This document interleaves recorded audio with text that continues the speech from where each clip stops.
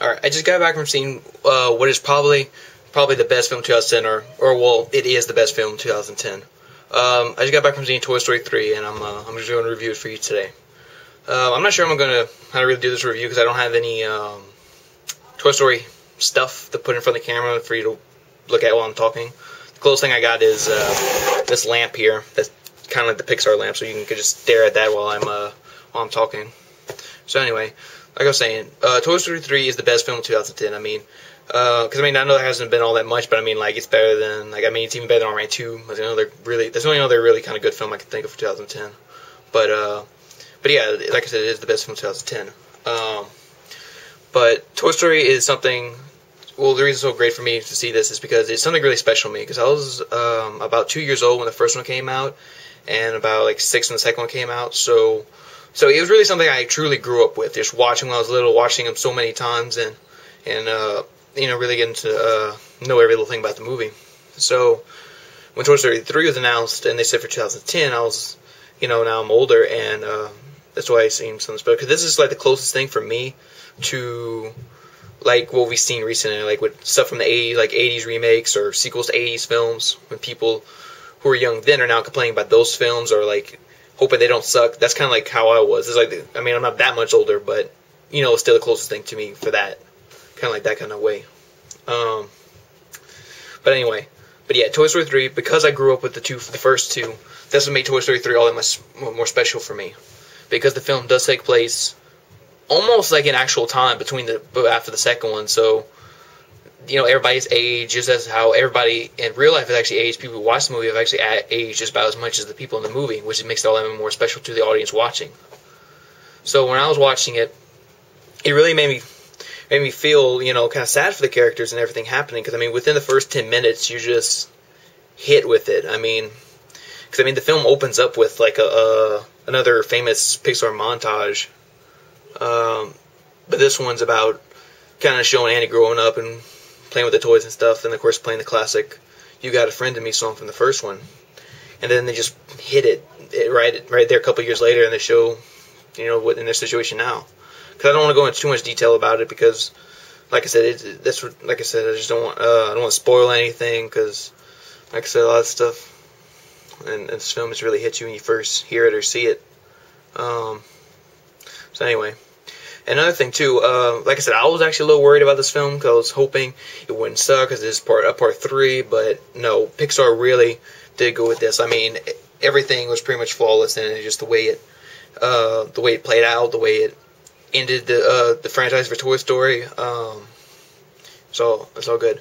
Because one of the worries I was having, or at least what people online were having, was like in the trailer, we see a lot of the kind of the daycare scenes, and we kind of thought, at least I kind of thought that we see a lot of that because it's all brightly colored and stuff, and that's kind of something, it looks a little kiddie because especially to the older people watching, but really that's only like one scene of the whole film. The whole film's actually really, I don't want to say dark. There is a few kind of dark scenes, like literally dark and dark emotionally, and some really other saddening scenes. But like I said, but it does appeal to everybody. It will appeal to everyone, from the older people who grew up with it to the younger people just now kind of getting into it. It will appeal to everyone. And like I said, I keep talking about this sad stuff, this emotional things, but there is some really funny parts too, coming from all the different characters we know. Like Potato Head has some good scenes, and that's the one I know he had a really good scene. And then, like I said, and Buzz being Spanish, I thought that was going to be pretty stupid from the trailer, but actually it turned out to be a funny bit in the movie. But like I said, this is the movie is sad, but it's mostly sad for those who've seen since the beginning. It's kind of weird how, like I said, me watching this since I grew up with it, I was feeling both sad and happy at the same time. I'm feeling sad because all this stuff's kind of come to an end, but I'm kind of happy because it's all going to a good end. It's all coming to a great end. We can accept it's over. And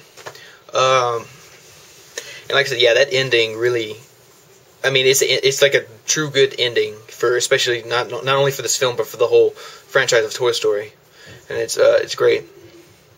But I heard this won't be the 100% end. I mean, we will see Toy Story again, just not in a part 4. Like we might see some shorts. Like they've already announced there will be a Toy Story short in front of Cars 2 next year. And I guess the short will take place after Toy Story 3. So, I mean, I understand some little mini shorts, but I don't think we should ever see a full-fledged Toy Story 4, even though they could do it. But I'd rather just stay where it is, keep its end, keep its perfect ending. So, yeah. Like I said, if I don't know if it sounds I'm actually a little more, I don't know, faster, energetic doing this review, because, like I said, I just got back from it. I'm still thinking about this film. Let's see, I don't know if there's anything else to really say. Because, like I said, I don't want to go into spoilers and all the little things in the film, like too many little things. But, yeah. But overall, like I said, this is the best film this year. And it will be. I don't think really anything else can take the spot from me right now. This is like this feeling I got for this film. Yeah, so overall, yeah, if you've seen the first two, go see it. I mean, just go see this film. It's, like I said, it's the best film you'll see this year. Like I said, I know I keep saying about the sad, emotional stuff, but really, like I said, it's funny. It's just, I'm just saying this emotional stuff because it just was, especially for me, because, like I said, I grew up with the films. But, like I said, go see it. You'll laugh.